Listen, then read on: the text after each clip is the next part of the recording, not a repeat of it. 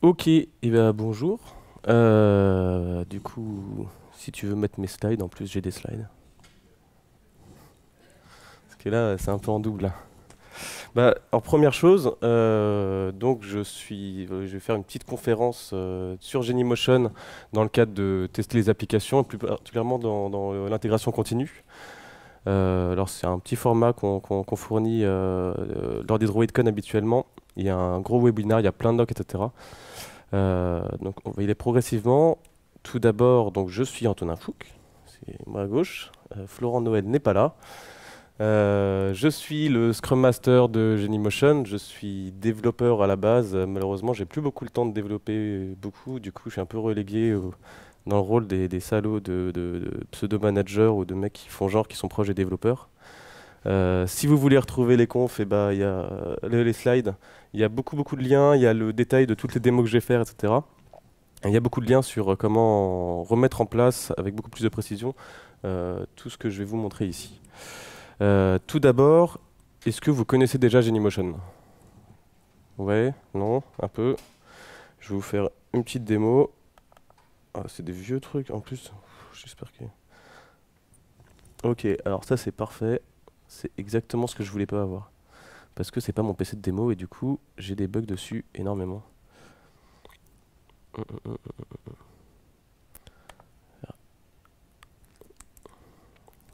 Du coup, vous avez des gros effets démo, ça va prendre un peu plus de temps.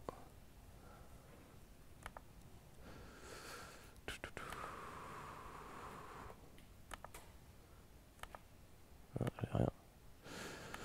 Ok, du coup, ça va être très dur si j'ai pas Genymotion qui se lance.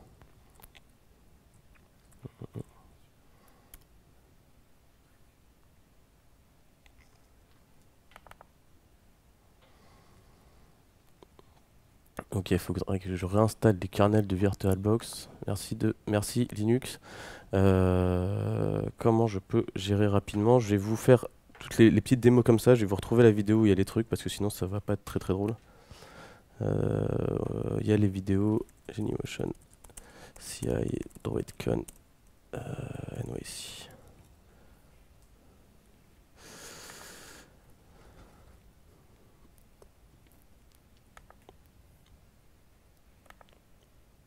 En gros, qu'est-ce que c'est que Genymotion? C'est un émulateur Android, donc comme vous pouvez voir ici, qui permet de faire tourner n'importe quelle version d'Android, donc de la 2.3 jusqu'à la 6.0 maintenant, avec des rapidités assez intéressantes, parce que c'est vraiment branché directement sur votre hardware. C'est buildé en x86, donc il n'y a pas de changement ARM qui se fait en permanence, etc., comme on peut avoir avec d'autres émulateurs. Et c'est très orienté pro. Alors il y a énormément d'utilisateurs gratuits qui l'utilisent pour jouer ou pour d'autres choses comme ça.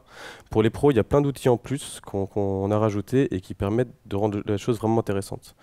Ce que je vais essayer de vous présenter là rapidement, je vais pas pouvoir tout montrer, du coup je vais peut-être faire quelques petits trucs avec la vidéo, parce que j'ai pas mon Genymotion qui marche bien sur ma machine. C'est d'abord ce que c'est que la Java API, qui est une API qu'on peut rajouter dans vos applications qui permet de tester, de changer les sensors de votre machine. En gros, pour pouvoir tester certains cas limites. GMTool, qui est un outil en ligne de commande pour pouvoir utiliser Genymotion sans avoir, enfin, à travers des scripts, en gros. Le plugin Gradle. Et Jenkins, surtout l'intégration de Genymotion dans Jenkins ou dans un CI de manière générale, parce que c'est à peu près la même chose. Et après, si vous voulez, il y aura des questions. Euh, du coup, qu'est-ce que c'est que la Java API? Comme je vous l'ai dit, c'est une suite de tests. Enfin, c'est fait pour les tests instrumentisés. Bon, bref, les tests instrumentalisés, merci. Que vous écrivez vous-même avec des appels bloquants, etc. L'idée, c'est, je vous le montre rapidement derrière, c'est très simple. C'est vous rajouter dans vos test cases que vous écrivez déjà tous habituellement, euh, des petites lignes qui vont s'interfacer très bien. Vous vérifiez que votre device est un device Genymotion, donc émulé. sinon bah, forcément ça va pas marcher. Vous allez par exemple ici envoyer un SMS et vous pouvez vérifier que derrière votre application de SMS a bien reçu le SMS.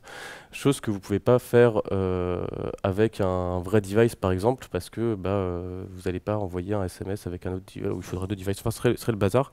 Vous pouvez émuler un certain nombre de sensors comme ça, que ce soit la batterie, voir ce qui se passe quand on passe en bas niveau de batterie. Vous pouvez modifier la position du GPS ou d'autres choses plus intéressantes comme changer la qualité du réseau. Par exemple, vous avez tous connu l'exemple vous lancez votre jeu dans le métro et puis il va regarder s'il n'y a pas les Play Services, enfin s'il n'y a pas les Google Play Games qui sont connectés. Vous attendez 5 minutes, le jeu finit par se lancer et vous êtes arrivé à votre station. Du coup, vous jouez pas. Bah, du coup, vous pouvez vérifier que dans votre application, quand il y a un très très mauvais réseau, mais du réseau quand même, et bah, ça se passe quand même. Enfin, vous trouvez d'autres moyens de laisser la personne utiliser l'application. Donc tout ça, c'est facile. Vous testez Simulation, j'ai tout dit en fait. Voilà. Et vous testez votre application à la fin. À travers ça et tous les tests qu'on va présenter ici, on peut retrouver tous ces tests-là dans une application qu'on appelle Binocle, qui est disponible sur notre GitHub, donc github.com/genimobile/genymotion-binocle, qui est en fait toute cette suite de tests-là qui est implémentée à travers cette application-là. Et c'est une application qu'on utilise nous en intégration continue pour tester notre émulateur, pour vérifier que tous nos sensors fonctionnent bien, que quand on descend la batterie à 5% et que ça se décharge, et ben on a bien la pop-up qui dit « Ah bah attention, vous avez plus de batterie » ou des choses comme ça. GM-Tool, c'est le nouvel outil qu'on a sorti fin juin, début juillet, sur lequel on a travaillé pendant pratiquement un an. Pour la petite histoire, en fait, on a travaillé avec un gros partenaire qui avait besoin de faire de l'intégration continue, et c'était un peu compliqué avec Genymotion sans les outils qu'on a développés maintenant. Et du coup, il a eu besoin d'avoir un outil en ligne de commande de manière à pouvoir tout scripter. Donc on lui en a fait un perso et avec le temps on l'a rendu beaucoup plus efficace et on l'a intégré directement pour tout le monde. Donc GM-Tool, il fait partie déjà de Genymotion à partir de 2.5. Si vous avez téléchargé Genymotion à partir de la 2.5, vous l'avez déjà. Par contre, c'est réservé uniquement aux utilisateurs payants. Donc Business ou Indie, voilà, si vous voulez des prix, vous venez me voir. Je vous donnerai des cartes de visite et puis on verra tout ça. Donc c'est un outil qui permet de gérer ces terminaux virtuels, de les créer. Donc vous avez envie de faire des tests sur un Nexus 5X sous Marshmallow, bah vous dites que vous voulez un Nexus 5X sous Marshmallow. Vous voulez un Nexus 5 qui est en 4.4, et bah vous avez un Nexus 5 en 4.4. Vous avez un device qui est particulièrement bizarre avec par exemple une taille carrée, et ben vous pouvez faire un device avec une taille carrée, vous pouvez faire vraiment ce que vous voulez. Vous pouvez interagir avec, c'est-à-dire le lancer, l'arrêter, modifier des comportements, etc.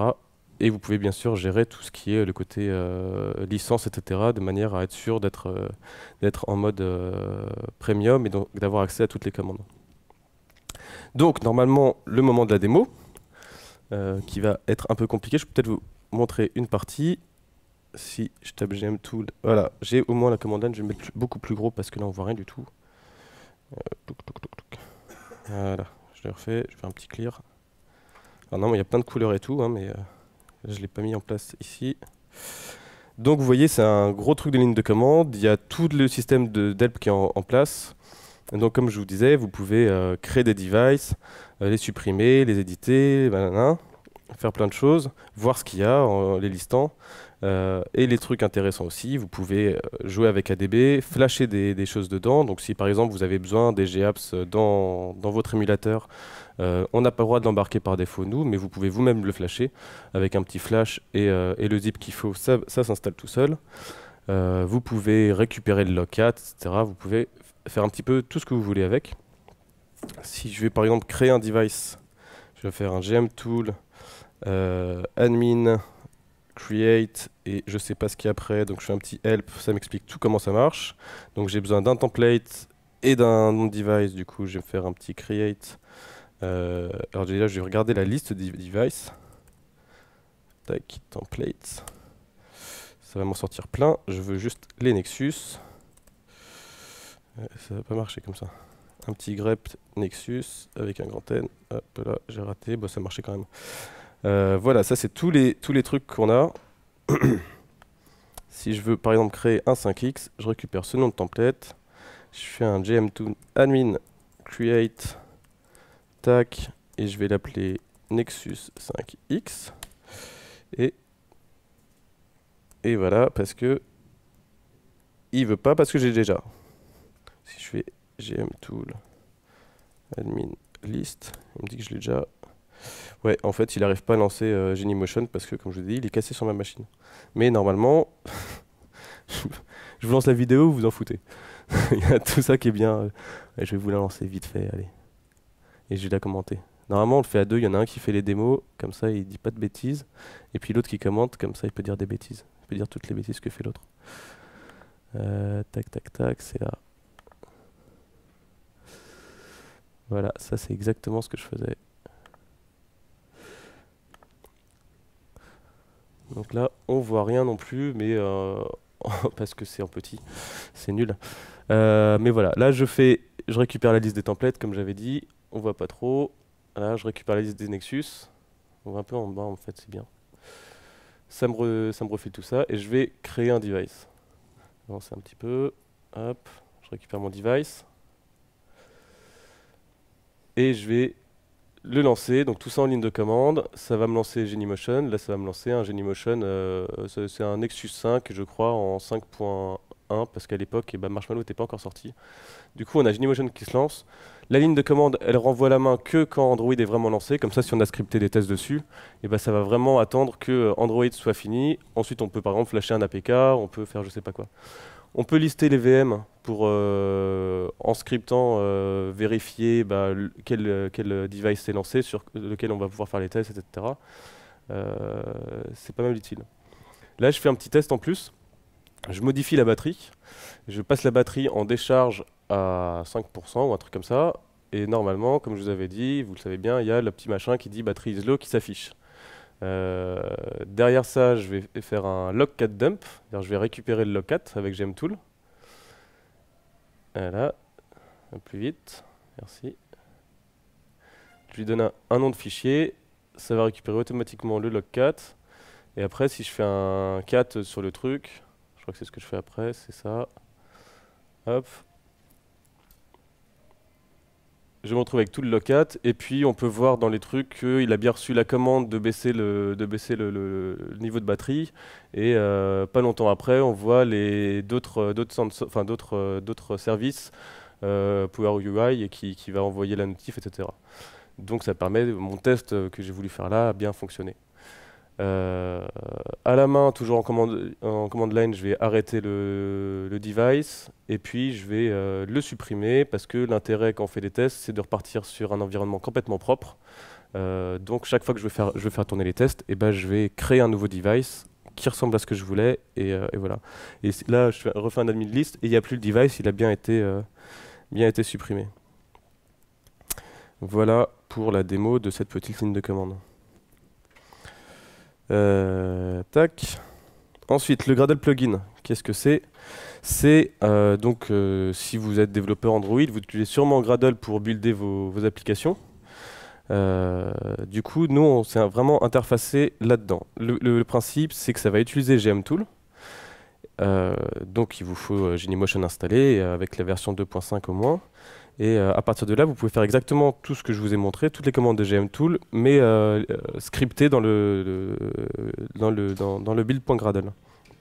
Ce qui est vraiment intéressant, c'est que vous n'avez vraiment pas grand-chose à faire pour utiliser ça.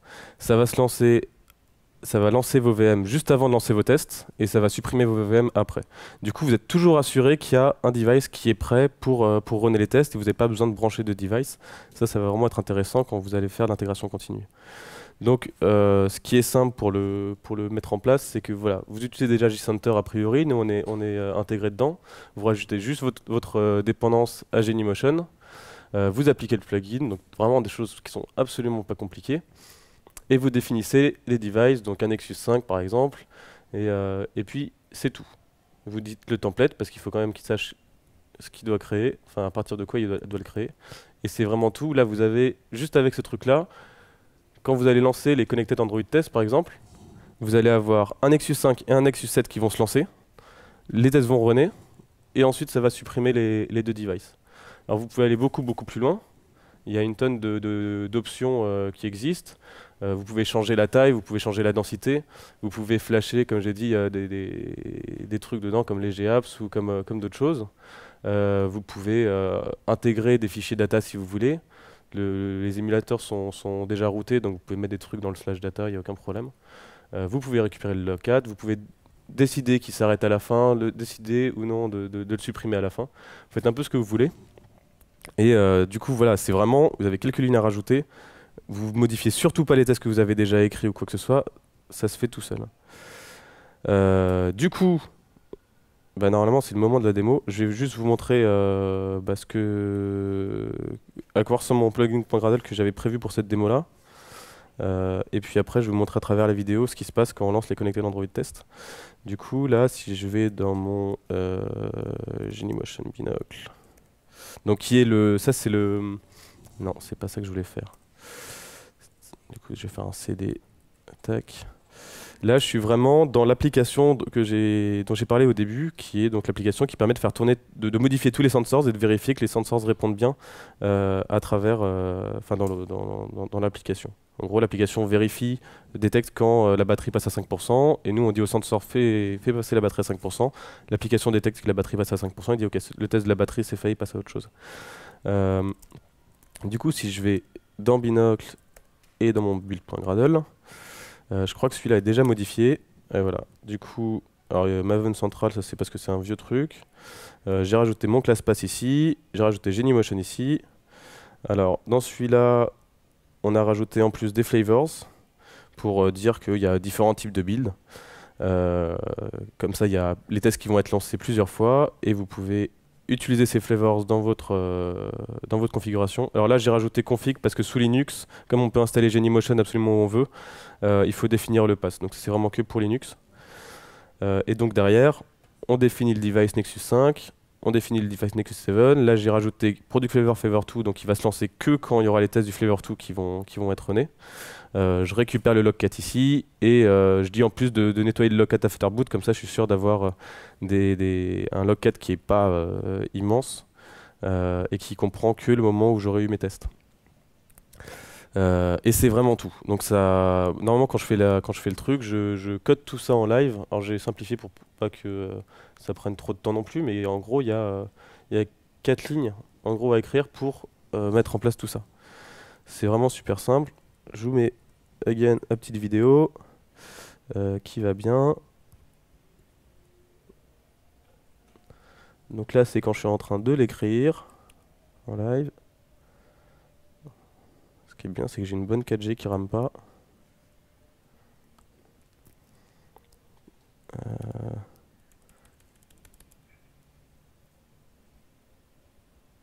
Là je suis en train de définir les devices.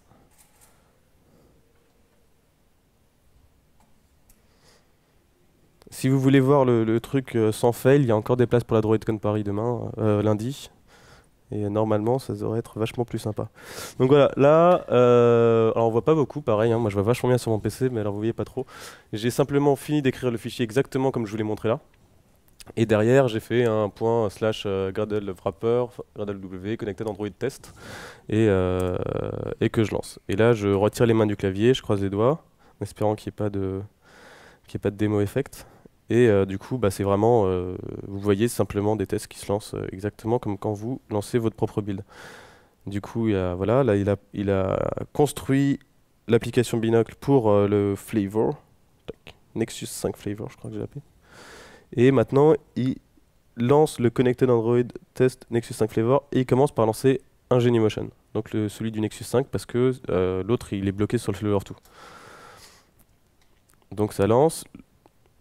Tout est bloqué. Ça va attendre vraiment qu'Android soit fini d'être lancé. Voilà, ça prend quand même bien 10 secondes. C'est long pour lancer un émulateur, je suis désolé. Et voilà, Android est lancé, il installe l'APK. Ce qui est bien, c'est que comme tout est dans le PC, bah, ça prend environ 0,5 secondes d'installer l'APK. et là ça lance le truc. Du coup, typiquement, là, cette activité-là, elle va changer voilà, quand la batterie est en dessous de 5%. Donc le test est passé. Là, il va changer la position de du GPS. Donc ça, toujours à travers la Java API dans les tests. Et quand on est près d'Alvik, qui est une ville en Islande, et bah, il va y avoir un petit message qui va dire ouais, c'est bon. Voilà. Donc là, même à ce moment-là, je coupe le test parce qu'il y en a pour 5 minutes de test pour tester tous les sensors et ça me fait fail le build parce que forcément les tests sont pas arrivés jusqu'au bout. Ça c'est bien sympa, mais tout ça c'est à la main, il n'y a rien de très très automatisé. Du coup, on passe à la suite, qui est l'intégration continue avec Jenkins. Donc, pour faire l'intégration avec Jenkins, intégration continue avec Jenkins ou avec n'importe quel autre outil d'intégration continue, vous avez de toute façon besoin de lancer Genymotion. Ce que vous avez l'habitude d'avoir quand vous utilisez un serveur d'intégration continue, c'est d'avoir un serveur headless. Mais Genymotion ne tourne pas sur un serveur headless. Du coup, il vous faut de toute façon un PC avec ces requirements minimum. Donc en gros, c'est une workstation classique. Si vous voulez pouvoir lancer plein d'émulateurs en même temps, vous pouvez prendre un truc plus gros. En gros, il faut un CPU par émulateur que vous pouvez faire tourner en même temps et 1 ou 2 et 1 giga de RAM, c'est largement suffisant pour faire tourner un émulateur. Donc après, c'est juste le nombre d'émulateurs que vous allez faire tourner en simultané qui va déterminer la puissance de votre machine, mais il n'y a pas besoin de quelque chose de fou. Ça tourne sur tous les OS, mais il ne faut pas que ce soit un truc virtualisé. Il ne faut pas que ce soit un serveur de VM qui vous lance ça, quoi. Et enfin, surtout, voilà, il faut un X server. C'est un des requirements. On aimerait bien s'en passer, mais c'est comme ça. Vous avez besoin de Genymotion et GM Tool, donc de la 2.5, et de configurer votre plugin Gradle exactement comme je l'ai montré derrière. Parce que bien sûr, ce que fait Jenkins, c'est il va lancer les commandes de Gradle Wrapper connecté à l'Android Test par exemple, ou il va lancer les commandes Gradle, donc c'est exactement ce que je vous ai montré juste avant. Et du coup, pour pas avoir à changer complètement tout votre système, de bouger Jenkins sur une workstation avec un serveur, etc., vous pouvez tout simplement utiliser un Jenkins Slave, c'est-à-dire vous connectez un PC sur votre réseau local, ou pas sur votre réseau local, mais je vous conseille de rester quand même sur votre réseau local, qui va faire tourner Genymotion et tous les tests UI en fait de manière générale, même si vous en avez d'autres autres que sur Genymotion, et de laisser Jenkins sur son serveur à lui. Donc pour ajouter un node, vous prenez le wiki de Jenkins, il est très bien fait pour ça. Si vous êtes sous Linux, vous devez rajouter ça. Vous devez déclarer le display en variable d'environnement. Et après, vous définissez votre projet comme devant utiliser ce slave pour faire tourner ces tests-là. Je suis en démo, merci. Et du coup, là, c'est le moment de la démo. Bah, a priori, je dois pouvoir vous le faire. Je sais pas si j'ai mon Jenkins qui tourne. Je crois pas, je crois que j'ai... Ouais, non, j'ai autre chose qui tourne en fait dessus. Et bah, ça va être pareil, ça va être la vidéo. C'est bien de venir à une conférence et on vous montre des vidéos. On aurait mieux fait de rester chez soi.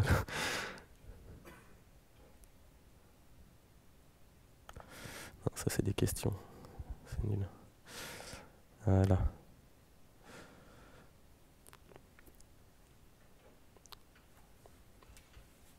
Voilà, en gros, la vidéo est pas forcément super intéressante, c'est vraiment pour vous montrer ce qui se passe avec Jenkins. C'est vraiment très très simple. Là, je montre qu'il faut les variables d'environnement Android Home pour builder votre application. Ça, si vous buildez déjà avec Jenkins, c'est déjà le cas. Là, j'ai défini le display 0, comme j'ai dit, pour définir où afficher les trucs sous Linux. Et du coup, là je crée du coup un projet from scratch, Freestyle Project, rien de plus simple. Tac. Derrière, vous lui dites que vous êtes sous Git par exemple et que votre projet se trouve à tel endroit. Donc là, je le fais tout en local. J'ai pas, comme sur ces démos-là, je ne vais pas le faire avec un serveur Jenkins distant et puis et une workstation à côté. J'ai mon Jenkins qui est sur place, donc je mets pas en place le node et le slave, et puis ça me prendra un peu plus de temps. Et sur une session courte, je le fais pas forcément. Enfin, c'est un peu plus long. Voilà, là, je définis une branche particulière où j'ai déjà configuré mon Gradle, mon build.gradle comme il faut. Et j'invoque mon Gradle wrapper. Je lui dis de lancer les connected Android test. Voilà. Et c'est tout. Donc c'est vraiment exactement de la même façon qu'on met une application Android en build dans un serveur d'intégration continue. Et là, je lance le build. Du coup, là, il y a toute une série de tests sur plusieurs flavors, donc sur trois émulateurs différents qui vont se lancer au fur et à mesure, qui se lancent. Je vais vous laisser la vidéo parce on va voir les VM qui vont popper, qui vont faire tourner les tests, qui vont mourir, etc. Mais c'est le bon moment pour passer éventuellement à des questions-réponses parce que c'est long et c'est pas très intéressant de regarder juste la vidéo, même l'écran pendant la conférence de manière générale. Donc voilà, je ne sais pas si ça vous a intéressé, j'espère un petit peu quand même. Est-ce que vous avez des questions? Ok, ça ira. Non. Bah, si vous n'avez pas de questions. Alors moi j'ai des questions pour vous. Du coup, qui parmi vous connaissent déjà Genymotion? Vous pouvez lever les mains. À 3 personnes. Alors, qui parmi vous utilise Genymotion régulièrement et l'utilise pour faire runner les tests au moins en développement d'application? Ah, pas grand monde. Ah, voilà, vous avez un exemple de ce que c'est. Voilà, ça tourne vraiment derrière. Je suis désolé de ne pas pouvoir vous le montrer là-dessus. C'est vraiment pas ma machine de build, c'est ma machine perso que j'utilise pratiquement plus. Euh, voilà, si vous voulez avoir plus d'informations par rapport à tout ça, de toute façon, il y a tout dans les slides. Euh, il y a la vidéo, c'est le truc, il est sur bit.ly.gm-ci-fr. Et il y a énormément d'informations. Il y a un webinaire d'1 heure sur exactement le même sujet, mais avec beaucoup plus de détails, si ça vous intéresse. Après, si vous voulez avoir des informations sur Genymotion de manière générale, c'est un émulateur utilisé par pratiquement tous les développeurs Android maintenant, qui a un gros avantage qui est qu'il est gratuit pour pour l'utilisation personnelle, payant pour des utilisations business. L'utilisation personnelle permet de vous familiariser avec le truc et vous rendre compte qu'effectivement il n'y a rien à faire, ça marche tout seul. Et moi, je sais pas si on verra du coup les trucs se lancer. C'est pas forcément très intéressant. C'est dommage que je puisse pas le montrer. Euh, Mais voilà, ça s'intègre maintenant très bien avec le CI. Là, on était à la DroidCon London la semaine dernière. Du coup, quand on a demandé qui utilisait Genymotion, qui utilisait Gradle Plugin, qui utilisait Jenkins pour proposer ça en Barcamp, toute la salle levait la main.